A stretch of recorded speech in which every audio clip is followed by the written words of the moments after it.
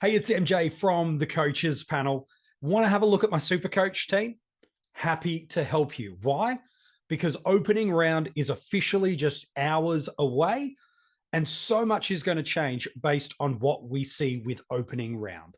While the player scores won't specifically impact what's going to happen for us in 2024, their price movements are affected by the scores they deliver and ultimately get us that weak cadence ahead of what other players that are not playing in opening round give us.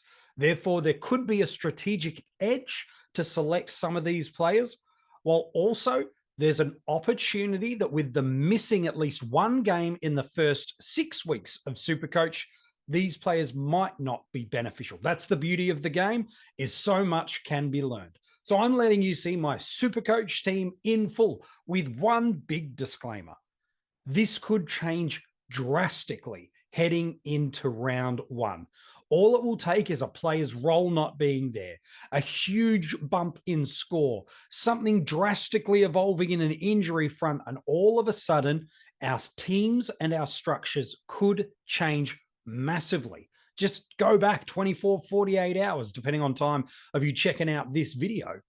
Not many of us were considering Luke Jackson. Now, in some people's eyes, he's a must-have. Now, does Jacko make his way into my squad of 30? You'll find out right throughout this episode. Let's go into the back line and not stretch it out any longer. Nick Dacos, I'm walking and locking in this third-year player. He's priced at $650,000, and to me, I'm happy to take the risk that round four presents for one of many reasons, is the fact that over these first 3 additional rounds of rounds 1, 2, 3, he presents a great vice captaincy option for me early in the round, and I'm happy to take on the risk that round 4 might come and get me. Yes, I fully expect Finn McGuinness to tag him, but I'm going to choose to put an anchor in my back line and start with him, knowing that it's not a value play, but rather I don't want to spend the trades that might need to come my way to secure him later on. So Nick Dacos, vice captain in my team, and running in with him to start the year. D2's Harry Sheezel. Everything I've seen through this preseason confirms what I was hoping for, which is he's going to play off halfback, and he's that key distribution player for them. They love getting the ball in his hands. I had at times played around with a Tom Stewart, but for how I want to split the dollars right now, I'm pretty happy to have Harry Sheezel in at D2. I think a second-year breakout is very much in his pathway, and I'm happy to put him there. D3, Hayden Young, one of the few players that I feel it's way too dangerous to go against. That's a combination of his early fixture, where he sits in the buy structures for us, not just in this first block of games over the 6 weeks, but in the middle block where they've got round 13, and it's so beautifully going to help us through.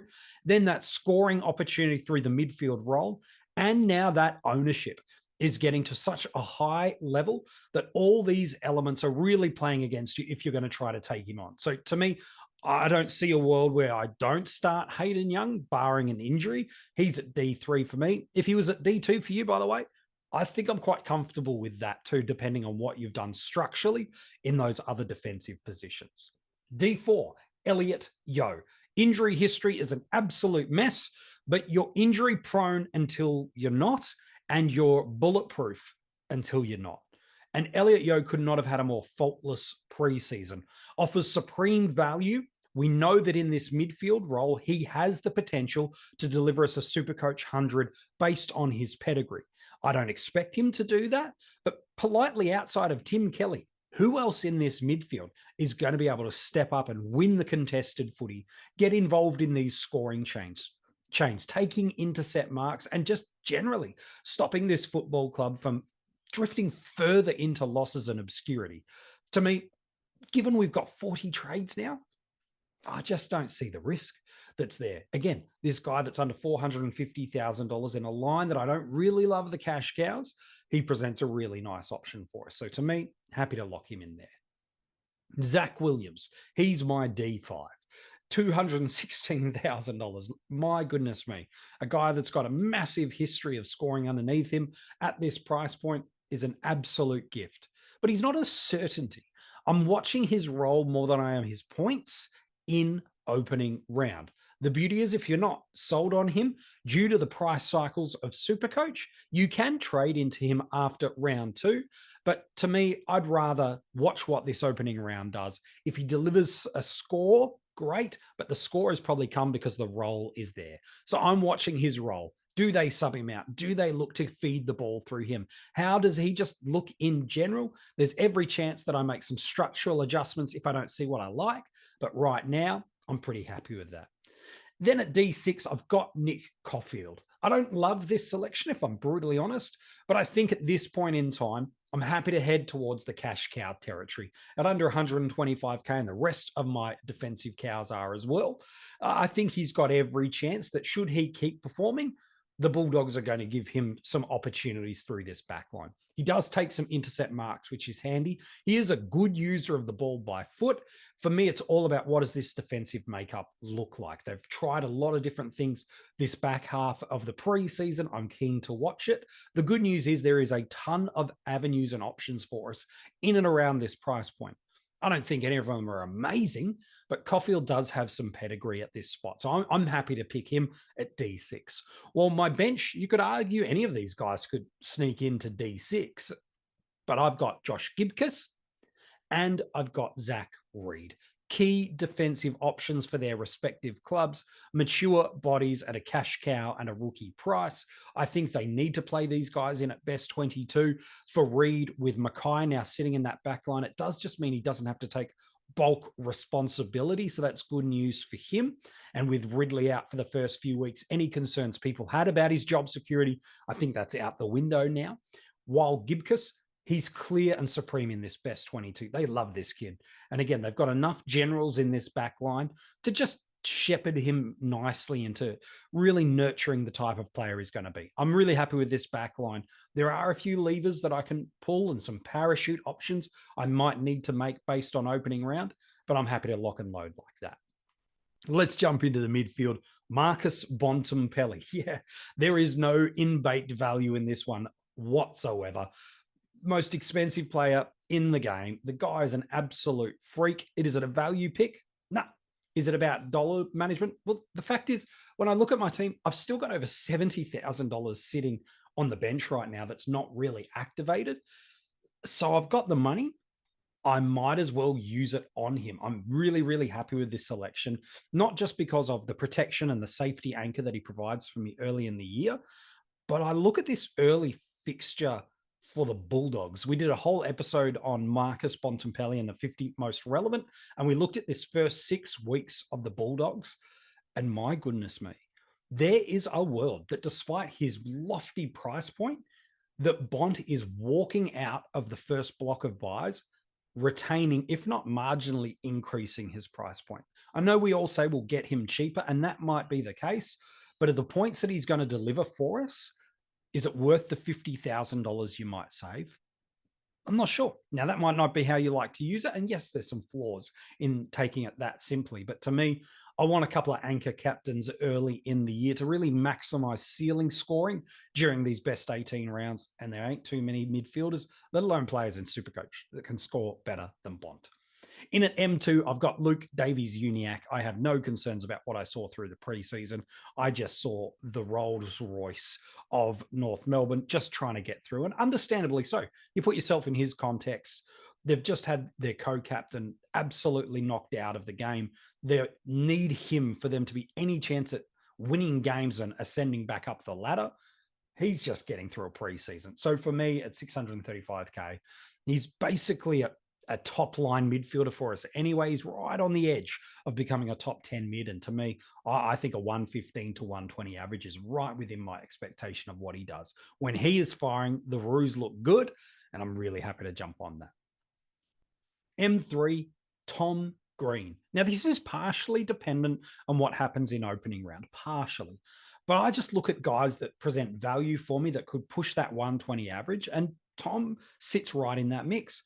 We talked about with Bontempelli just moments ago about players that have a fantastic early fixture, and the Giants have an absolute ripper early days. If he can fly out of the gate, I'm really quite comfortable to embrace what Tom Green could give me in 2024. I've got him pushing that 120 average, if not surging right past. So I think this guy is a super coach weapon. And if I see what I need to, both in role and scoring, and it's not his role specifically, it's the roles that sit around him, I'm probably going to go this way. You'll see my bench in a minute, but I'm really, really happy to protect for that 1 week the hope for some ceiling scores, and I'm quite okay to do that. M4, I've got Jack Steele. He couldn't have had a more faultless preseason. Supreme value after a disastrous 2023, and at just over $528,000. Okay, it's like $500 off 530K. I could have done that nicer for you, right? But Steele just looks like great value. I'm not married to this selection, by the way. To me, he becomes a really nice option that if he doesn't pop and fly out of the gates from here, I think he's got great value upside. I think he could, some weeks based on my fixture, give me a vice captaincy option if I need it. I'm not sure that 125, 120 plus sort of history of average that we've seen historically is going to retain, but based on his price point, it's really hard to not love this selection. We know what that role is. He's moving beautifully. When you go back and watch him in that Amy Community Series, everything you want to see from how he's moving, what the Saints game style is like, everything gives me all the kind of indications this is going to be a good pick. But if it's not, I got 40 trades. I can make it easy pivot pathway if I need to move off. Then my one and only mid-price guy or breakout candidate in the midfield, Nick Martin, under $500,000. He's becoming fast one of the picks of the preseason simply because he's playing that halfback role. He is the key distributor. They want the ball at his hands. And he found a way to score well as a wing and a high half forward, which for a team that has historically not been as strong in those portions of the ground that Essendon has, he still found a way to score really, really well. So if he can do that in hard spots to score, the rebounding distribution halfback role is becoming gold in SuperCoach more than ever before. I'm very, very happy to lock Nick Martin in this spot. And again, if things don't go away, there are a plethora of options through here. Wines, Crouch, who else have we got? Amon. It's not exactly like I'm lacking for options. So if I need it, I can move off it, but I'm really happy to lock that one away.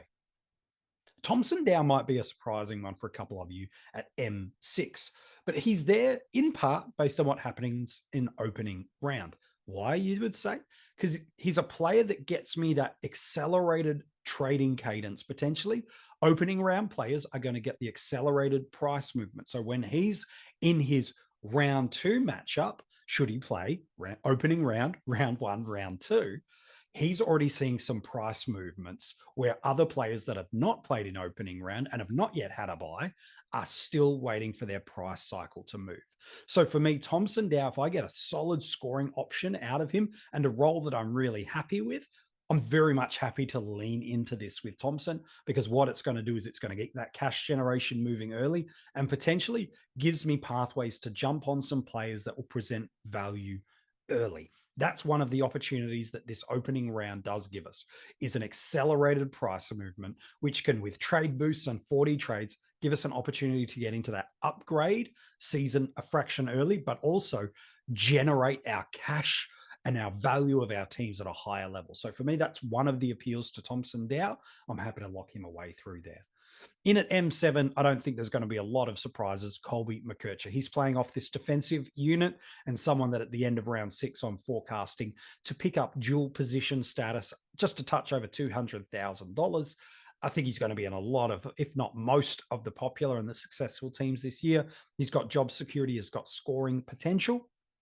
Although there's Fisher, Sheasel, and himself all trying to get some points off this defensive 6, I think there's a really strong pathway where this works out just fine for him. I'm happy to lock him in. While at M8, it's Riley Sanders. I think he's going to be the number 1 cash cow scoring option for us this year. He's an absolute ripping option, under $200,000 for us. Could not have been more impressive in the preseason and then the Amy Community Series matchup. You could build a case that he's pushed a couple of more experienced Bulldogs out of this midfield rotation. Just his aerobic capacity, his elite endurance, his football smarts, and the way he goes about playing his game. He just looks like he's already played 40 games of football already and is yet to still be handed his debut, which will happen heading into opening round. He's my last on-field defender. Midfielder. Maybe that's where he'll end up. It's not. He's playing in the mids. Let's look at my 3 bench options for my midfield. Caleb Windsor, Matthew Roberts, Jeremy Sharp. Again, the appeal with Roberts and Windsor is I get a look and see at them in opening round. So I'll get a line of early sight what their cash generation may be, but also I get that early week price movement along with it. So I'm really happy with both those options. Roberts could very easily come on field for one of those other 2 cash cows if I'm not happy with what I need. He has already shown as a bit of SuperCoach pedigree, but I'd like to see, while Sharp on his day can score tons, if there's the avenue of possession heavy and marks for these Dockers side, I'd almost be happy with any of these guys on field if I needed it. Heading into the rucks, Max Gawn I've got at R1, supreme value, and I'm very, very confident that this Melbourne unit is going to come out absolutely firing in 2024. They couldn't have had a worse off-season as a club in terms of reputation and culture. Those are all for a number of different reasons, and the leader of this club feels like he's got a bit of a point to prove, let alone what he's going to try and do this week in opening round. But early on in the year, Melbourne need to bank some wins to get the monkey off the back a little bit. And I think he's going to take them to the promised land early. So to me, I think he's one of only, one ruck that could match Marshall and English for ceiling and top 2 ruck potential. I think Gawn's going to be right in the mix, so much so that in SuperCoach, we're talking about which 2 of the 3 have you got? I think Gawn's going to rebound back to being one of the best SuperCoach scorers in the game now that he's the sole ruck. And then at R2, it's Tristan Cherry. Maybe Brodie Grundy steals that spot back from him, but to me, I'm looking for supreme value and maximal opportunity of price that can grow, because I am taking a little bit of a cash generation kind of handbrake by going at top priced Bont and arguably near top priced Dacos. So I just need to find a little bit of extra in-baked value. I know some are big on Gawn and Grundy. That might change based on what we see in opening round. But to me, Tristan Sherry offers the greatest upside of cash that can come into my side. And he's got the pathway where he can score really well. He's a good hit out player. And with some good players in this midfield unit now, especially a Luke Davies-Uniacke, I think there's going to be some hit outs to advantages and some score involvements that are really going to benefit for us. And then protecting the Gawn pick, I suppose, for sake of a better phrase, and getting some early cash is Sam Naismith. That could change based on what I'll wait and see about the Toby Nankervis injury, but everything seems to indicate he's going to miss a couple of weeks early. And Naismith is a guy that's proven at the AFL level as a scorer, has got some nice ceiling scoring at the VFL level, mature body. I think he's going to take his shot. I'm happy to do that. If someone wants to go for a ruck forward option in there, either A, to enable some movement with a Luke Jackson, and or just to create some movement or a blue dot because they want to try to maximize some early vice captaincy scores, I wouldn't knock anybody out of going for a ruck forward option there. And then into the forward line. Do I start with Luke Jackson? If you haven't subscribed to our YouTube channel, make sure you've done it. Turn the notification bell on. And if you want to become a part of our Patreon supporter group, they get a ton of early access content via the pre-season. They get hidden groups they're involved in. There is a cash cow guide that they are given. It's almost 80 pages long, as well as a subsequent podcast that goes alongside it.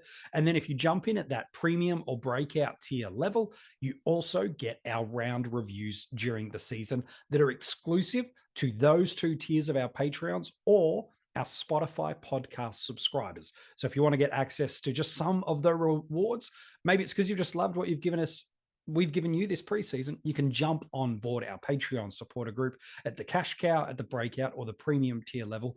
We greatly appreciate your support.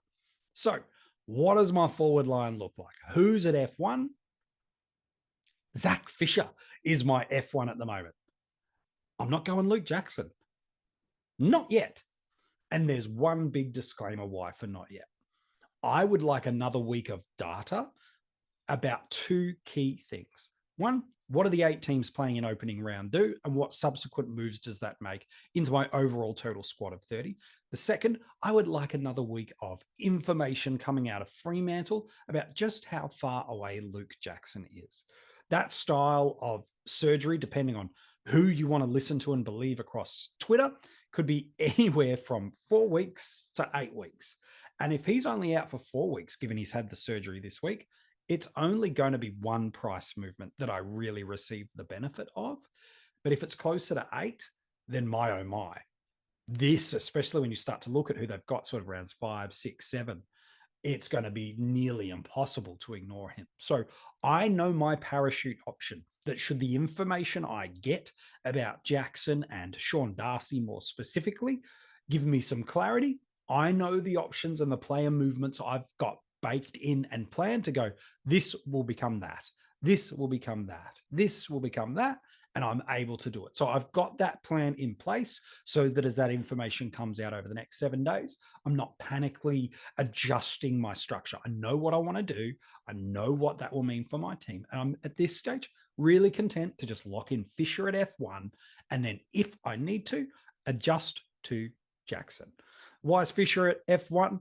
He's got that distribution rebounding role, taking kick-ins. The game just looks better when North Melbourne are rebounding with him, Sheasel, and McKercher. So to me, I'm really, really happy with it. I'm not too concerned about the injury history. While it's there, I think his scoring potential and the price point I'm getting him at kind of offsets that. So for me, Zach Fisher is in at F1. F2, I'm talking about getting injury kind of history now. Nat Fife, yeah, Fife, Fisher, all in my midfield. In my team, am I crazy? Look, ask me in round 4 if I've had to use 3 correctional trades on these guys. But again, we can only go off the information we have, and that is faultless preseason, playing in the midfield, and proven pedigree, and at under 300,000 with DPP in a forward line that we just don't like any premium options, with the caveat of maybe a Luke Jackson. To me, this is just absolute gift that I'm not prepared to ignore. And it means if I make him an early trade out priority, so be it. But everything indicates to me that I can see I would do that. And by the way, on injury history, I would always rather start guys with injury history than trade into them. Because this way, if they get injured, I'm only using the one singular trade to trade them out, not the 2 trades, because I trade them in because of the injury concern and then trade them out because it happens.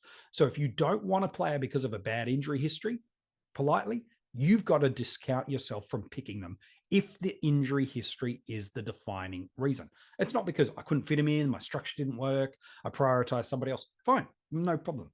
But if you're saying, I don't like Fife, I don't like I don't like Fisher because of the injury history, what happens if in round 2, that bubble point of their price movement is so drastic that heading into round 3, you're like, I just got to do it. And the injury comes.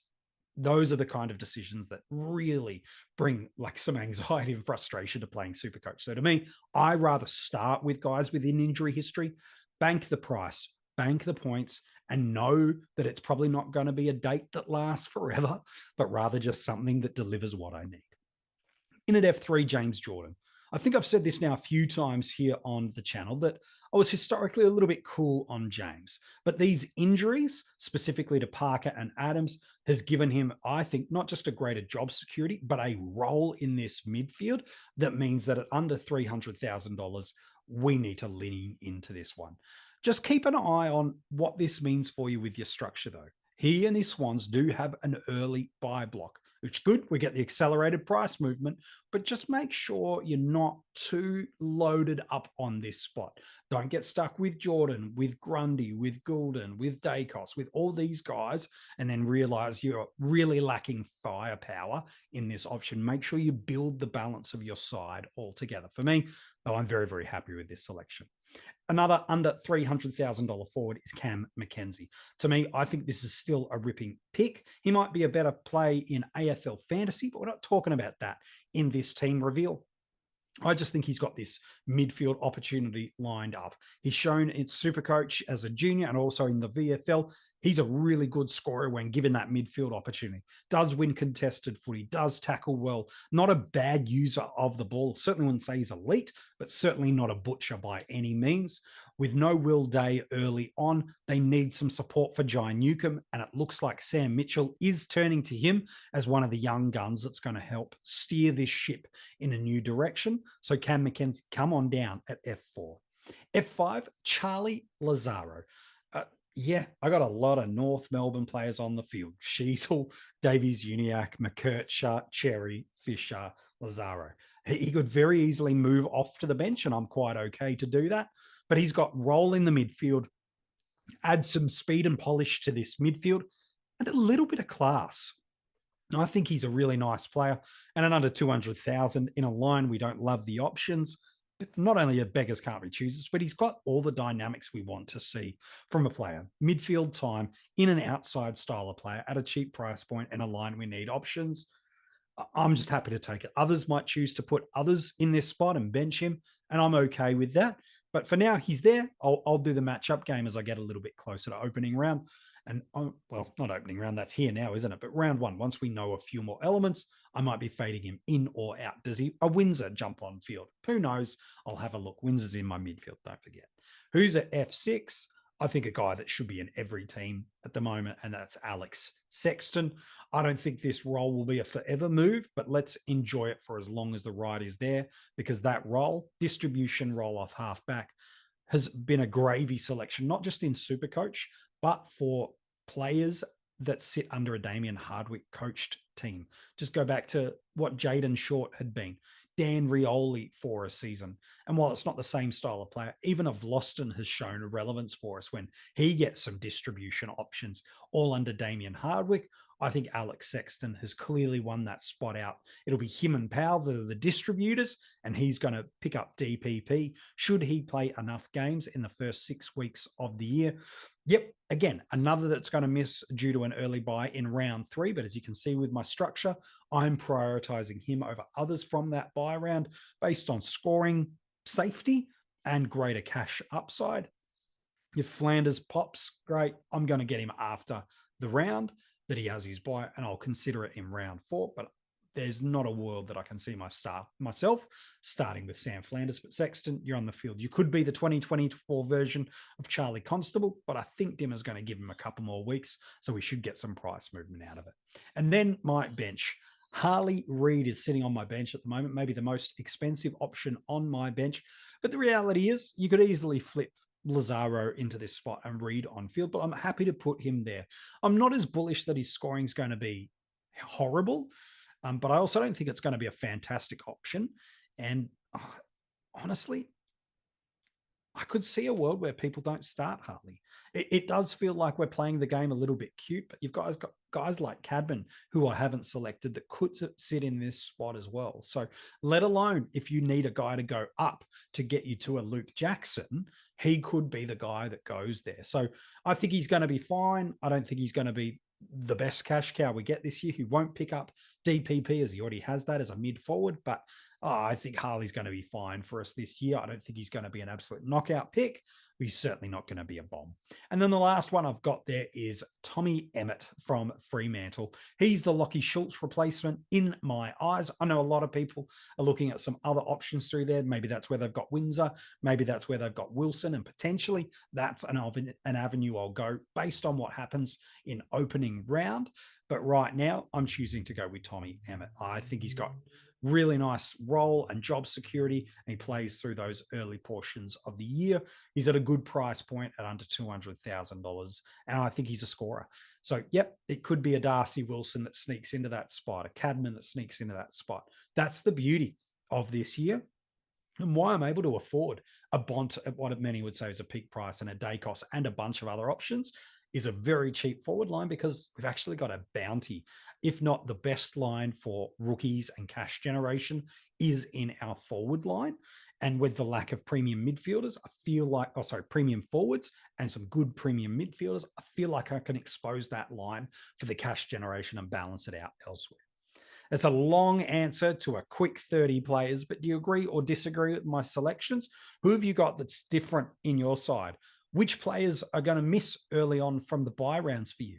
Let us know what your team looks like in the comment section below. If you haven't subscribed to this channel yet, come on, friend, get involved. There's thousands, well, not thousands, over 1,000 people have done it this pre-season, and you can become one of those. And make sure you click the notification bell. Every single time we drop an episode through the preseason and season proper, you will be let known to your device that a new episode has been dropped from the coaches panel.